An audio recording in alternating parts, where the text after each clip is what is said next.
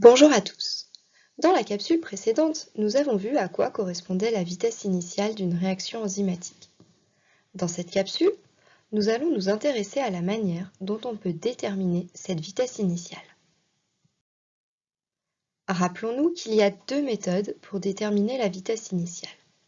La méthode cinétique et la méthode en deux points. Aujourd'hui, nous nous pencherons sur la détermination de vitesse initiale par la méthode en deux points. Intéressons-nous tout d'abord aux caractéristiques de cette méthode. Comment repérer que la méthode utilisée est une méthode en deux points? La méthode en deux points est repérable par l'utilisation d'une solution d'arrêt qui permet de stopper la réaction enzymatique en dénaturant l'enzyme. La solution d'arrêt est indispensable car ici, il ne s'agit plus de suivre l'absorbance en continu, mais de faire uniquement deux mesures d'absorbance.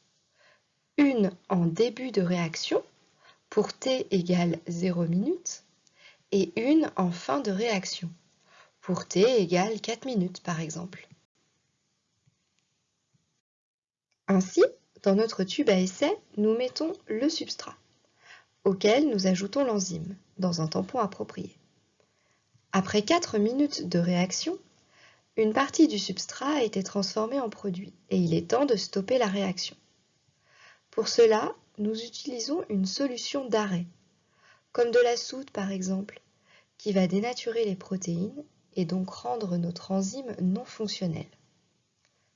Attention, ici nous aurons à considérer deux volumes différents pour le calcul de notre vitesse initiale de réaction.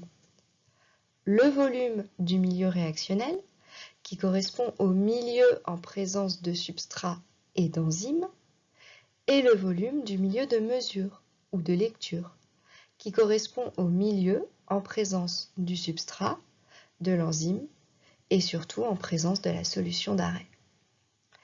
Il est important de bien distinguer les deux volumes, car l'absorbance est mesurée sur le milieu de mesure.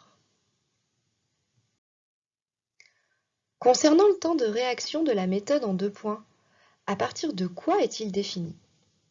Il faut absolument que les deux mesures d'absorbance soient faites durant la période initiale, période pendant laquelle la vitesse de réaction de l'enzyme est constante. Il faut donc nécessairement avoir connaissance de la durée de cette période afin de déterminer le temps de réaction entre nos deux mesures.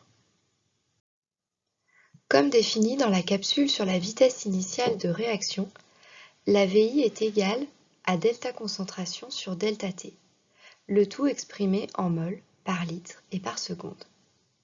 D'après la loi de Beer-Lambert, nous déduisons que la concentration est égale à l'absorbance divisé par la longueur du trajet optique multiplié par le coefficient d'extinction molaire. Ainsi, on en déduit que la vitesse initiale est égale au différentiel d'absorbance mesuré entre les deux points de mesure sur le coefficient d'extinction multiplié par la longueur du trajet optique et le temps s'étant écoulé entre les deux points de mesure. Si nous faisons l'équation aux grandeurs, l'absorbance n'a pas d'unité. Le coefficient d'extinction molaire est en litres par mol et par centimètre. La longueur du trajet optique est en centimètres et le temps en secondes. La VI est donc exprimée en mol par litre de milieu de mesure par seconde. Pour exprimer la VI en mol par litre de milieu réactionnel et par seconde, il suffit finalement de multiplier l'équation précédente par le rapport du volume du milieu de mesure sur le volume du milieu réactionnel. Et maintenant que la détermination de la vitesse initiale par méthode en deux points n'a plus de secret pour vous, à votre tour de jouer.